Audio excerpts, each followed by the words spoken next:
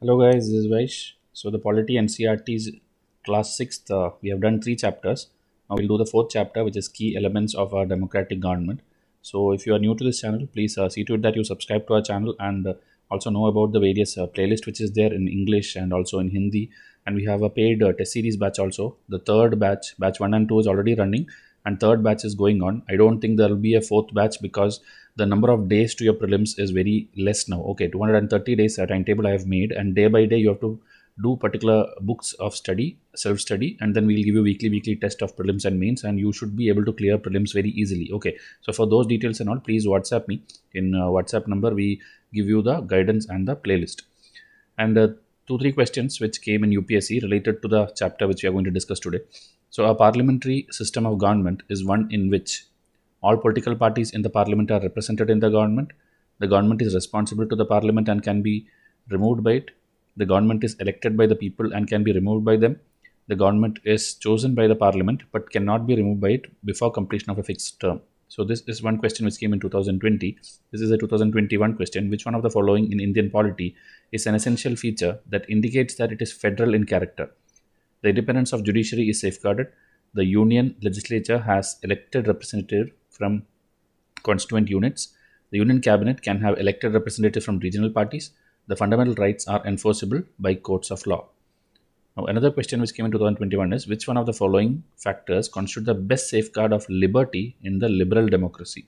A committed judiciary, centralization of powers, elected government, separation of powers. So if you see here, all these can be answered from the Lakshmikant textbook which you have, but to understand the base, you need to read the NCRT. Okay, because many people may not have any remembrance of the childhood textbook which you learned. So you will notice that directly when you read Lakshmikant, some people don't understand. That is why this NCRT series is being done. Okay, else I would recommend do not waste much time on NCRTs. Directly move to Lakshmikant if you have a good background or understanding of the polity of India.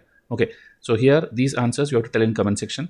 At the end of the video, I'll again show these questions so that you remember to answer it. Okay, now to find any lecture of Vysh Ias, right, you have to simply go and type Vysh Ias and after that NCRT or Vysh Ias Lakshmikant, Vysh Ias economics, Vysh Ias environment. When you type, a playlist will come. Okay, a playlist will come like this and you can click and watch them. So please don't come and ask like, sir, I can't find it. You are not finding it because you are not simply doing the basic search. Okay, simply search. If you simply search NCRT, all the YouTubers videos will come. But if you want to learn specifically from Vysh Ias, especially like I think 50% or above lectures are made by me myself. So if you need that, you can type like this. Okay, and you will get a lot of playlist which is there in English and Hindi of every subject. Okay, history, geography, polity, environment, science, economics, current affairs, CSAT, previous year questions, anything which you want for UPSC will be there free of cost on our channel. So this chapter which we are going to discuss is key elements of the democratic government. So please hit subscribe and leave a like and comment if you think this is helpful. So in NCRT, you know, they'll give stories about different places of the world. So here South Africa related a story they have given. South Africa is a country, you know, they have people of several races. Okay, like because when we tell Africa, most of the people have a image. Okay, like people are all of like maybe tribal origin, all are like black in color. So like that, there is a prejudice which I discussed last video also. There is a prejudice like, okay, these people means it will be like that. But if you see a South African cricket team, you will see like if there are 11 players, 10 of them will be like fully white people and one of them is black. Okay, so you would have noticed like this. So what is the combination of people or what is the demography there? There are black people who are actually belonging to South Africa or the people who are originated there. Okay, and there are whites who came there to settle, like Britishers came. There is like a lot of wars and all you will study. Okay, in modern history and all I have told you, the Boer War and many wars in which the Britishers were involved. So Indians also then later were taken there and they settled there as laborers, traders and all. They settled there. Okay, so there are many kind of people you can find in South Africa. So there was a law, okay, Apartheid Law, which you would have heard. There are movies based on it. There are documentaries based on it. So you would have heard this, okay. So South Africa was earlier governed by that kind of laws. This actually means separation on the basis of race. Okay, like we have regional, regional, many types of division is there. This is like based on the race of like who you are or from where you came. So it had white, black, Indian and colored races. Okay, during those Apartheid Law, I'm telling. And according to the law, the races were not allowed to mingle with each other to live near each other, or even to use common facilities. Okay, kind of like what we see with the SC/ST and all in the olden times in India, and even now in certain states or certain villages and all. Even now there is this untouchability concept and all these things going on. How much ever we write a constitution or make laws, there are people who have in their mind that okay, they are people lower than us and we are some people higher than them. So that will be still there. So there, based on race, this used to happen. Hospitals were separate, ambulance were separate. Ambulance for white people would always be well equipped with, while the one meant for black people was not. There were separate trains and buses. Even the bus stops were different for the black and white people. Okay, and non-whites were not allowed to even vote. And the best land in the country was always reserved for the white people. Non-white had to live on the worst available land. Thus, black and colored people were not considered to be equal to white. Okay, this is what has happened during the Apartheid Law time. And later, obviously, whenever there is a problem like this, some movement will happen, or a leader will arise and then change all these things. So there was a black township, the southwestern township, Soweto. So here a person, Hector Peterson, lived here, and he and his classmates joined the protest against learning the Afrikaans language. Okay, this was the language that the white people used to speak. So there was a protest against this. And this Hector and other school students were being forced to learn this language, but they wanted to learn their own language also, which is Zulu. Okay, so Afrikaans is the language which the whites spoke, and then their own language is there, which is Zulu. So this is the reason protest was going, because they were being forced to speak or forced to do the other way. Now the South African police beat up the protesters mercilessly and shot at the crowd. One of their bullets killed Hector, and this was in 1976. Okay, the date is not important, but you should understand the 70s this happened. By the time India and all has got independence, and we have like at least 30-40 years of independence, and our governments have been changing. Emergency time is around 1975-77. So this is the world situation. Okay, in Africa and all, people were still struggling with this apartheid laws. So African National Congress, a group of people who led the struggle against this particular law, and their most well-known leader, Nelson Mandela, fought the apartheid system for several years. Okay, he was in jail also, he got recognized also, the greatest of greatest awards also, everything he got. Finally, they succeeded in 1994. South Africa became a democratic country in which people of all races were considered equal. Okay, so if you know, very recently only, South Africa has been in equal terms with other countries and all. Okay, later it came in as part of like BRICS countries and all. It has joined in 2010, and so now it is counted among global nations. And now, next topic is about the government and how it works. All the governments are elected for a fixed period. That in India the period is 5 years, and once elected, governments can stay in power only for that period, and then obviously they have to be re-elected by the people. Only then they can be in power again. Okay, like 2014 this government came, and 2019 again they were re-elected. Now next election will be in 2024. So this is the moment when people can sense their power in the democracy. In this way, the power of the government gets limited by regular elections. Okay, so the question also was there last year, like what is Indian democratic government? It is a limited government. Okay, it's limited because it's limited by the constitution, it is limited by the people. So it is a limited government which we have in India. It's not like they have unlimited powers and they can pass any law whichever they want. So besides voting, there are other ways also of participating in the process of government. It's not like every 5 years you go and vote. Your responsibility is not over that time. You have to again see like what is happening. Or you have to take interest in the working of the government. You have to criticize it when needed. You have to appreciate it when needed.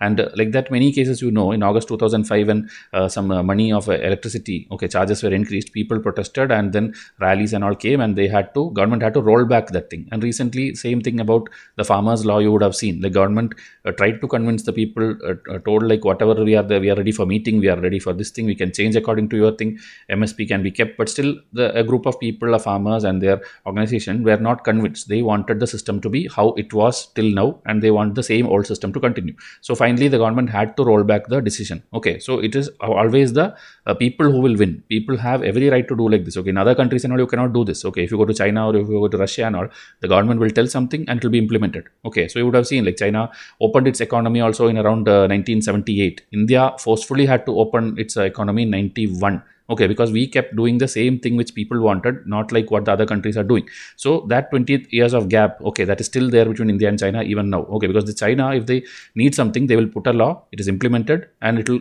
result in their GDP and economy. But in India, you have to take care of people's feelings also. You have to take care of what people actually want. So that is how the difference is there. So do not always compare India and China and tell like we are always behind China. Okay, because with this social media, people and all do this. That's why I'm telling you, at least you who are preparing for UPSC should understand the basic difference, how China works and how India works or how USA works. Everything is totally different. Okay. Now, there are many ways in which people can express their views. It can be dharnas, rallies, strikes, signature campaign. Even related to UPSC, you will see many people start signature campaign, like remove the optionals and everybody starts signing, or then make something easier, or remove the essay paper, or something and all will go on, like do the exam one more time, increase the age limit. So many things you will see in different forms Indians can protest or show their concern. So whichever is unfair and unjust will be brought forward, and that's how. And newspapers, media and all play a big role in taking this, because anything which happens in this country or anywhere in the world now, in seconds it goes viral. Okay, because of the social media and the news channels, it goes viral, and that is how reactions are done, or people apologize for something done wrong. Everything happens because of the media. So media can be one-sided also. There are now party related also, like maybe BJP party has its own channels, the Congress have its own channels, Communist have its own channels. So everybody has its own channels also playing one-sided or trying to tell like whatever they have done is correct. So these all things happen. Negative side is always there, but newspaper play a very important role in showing the people's concern to the world, okay, and to the government. So social movements also happen. The communities, minority people communities there, Dalit communities there. So like this, everybody can participate, come forward, and then protest against the government. If a country's people are alert and interested in how the country is run, the democratic character of the government of that country will be stronger. Okay, this exact statement can be asked like a question also to you. Okay, that's why I put it like this. Like in GS1 or GS2, they can ask this. Like if people are alert and interested in how the country run, then the democratic character of the government of that country will be stronger. This is actually a true statement. You have to elaborate with examples and historical things. Okay. So religious processions and celebrations, sometimes lead to conflict. Okay, like sometimes maybe it's a Hindu thing going on or a Muslim thing going on or some party related going on.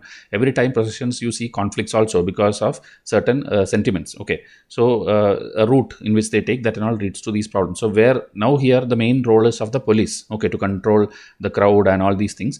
Even though how much ever law and everything is there in paper, and the ground level, it is the police who have to control the situation, because if violence once erupted, what will happen. Okay, like we had in multiple years, okay, whether it's 1992 or 2002, 2012, every time in different parts of the country, we have had violence and conflicts in the name of religion and party. So that is why police plays an important role in ensuring that violence does not take place. So in this chapter, if you see, they are just telling different things, like media's role, the policeman's role, the government's role, the people's rights which they have, and the power which they have. Okay, then in the last, they are telling also about the river disputes which are there. If you see, different kinds of conflict between the states are there, because the river will like start from one state and it will go through maybe 2 or 3 states. So everyone will need a share of it, and everyone will be, it's not only interstate, country also. Like if you see, India versus Pakistan are fighting for the Indus River water. So can we have a agreement also? A World Bank brokered one agreement is there, 1960. So Indus River thing, that and all we'll discuss later in geography. But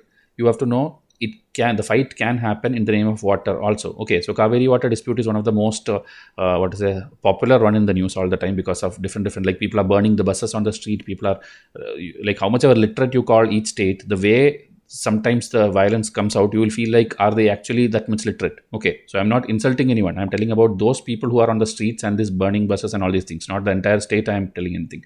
So these things, okay, now recently also in Kerala, when a hartal happened also, people went against that and protested it. Okay, because this hartal and all is just benefiting that particular party. Okay, it's not like helping the people. Because a person who is working for his daily wage, one day of hartal or protest, it's actually his earning which is going away, and he cannot feed his own family. So there is a proper way, how much ever you are given rights and these things and all, there is a proper way to take an issue towards the government, because you just have to bring it to the notice of the government. For that, you don't have to disturb the life of everyone. Okay, so there are certain things, I'm just telling connected things. So the water stored in Krishnarajasagara Dam in Karnataka is used for irrigating number of districts and for meeting the needs of the city of Bangalore. Okay, so Bangalore, that is where majority of the working population, you can tell, or the IT population, everyone lives. the water stored in Mettur Dam in Tamil Nadu is used for crops grown in the delta region of that state of Tamil Nadu. So this just dam names I'm just showing you because earlier, okay, maybe 5 to 8 years back and all, UPSC even put very basic maths following with dams of the state. Okay, now because these two are mentioned in NCRT, at least this you should know, like this is in Karnataka and this is in Tamil Nadu. Okay, for that sake I'm showing you. Now conflict arises because both the dams are on the same river. The downstream dam in Tamil Nadu can only be filled up if water is released from the upstream. Okay, because from Karnataka it is going down to Tamil Nadu. When you know India's map is like this. So because of that reason, only when Karnataka wishes to release the water, Tamil Nadu will get it. So obviously because of that reason, there is a problem. Okay, and here you know Kerala is there, and Kerala also you cannot tell directly the river, but the tributaries, distributaries and all touches Kerala also. So Kerala, Tamil Nadu and Karnataka, all three are fighting for the same river in the Kaveri issue. Okay, and like this there are many states, many states are fighting. This is kind of a map you can see. This is not there in NCRT. I just took to show you. I will try to make a video series on each of these things separately also, because it's a very important topic. This river dispute issue is always asked in UPSC, asked in interviews if you are from that state.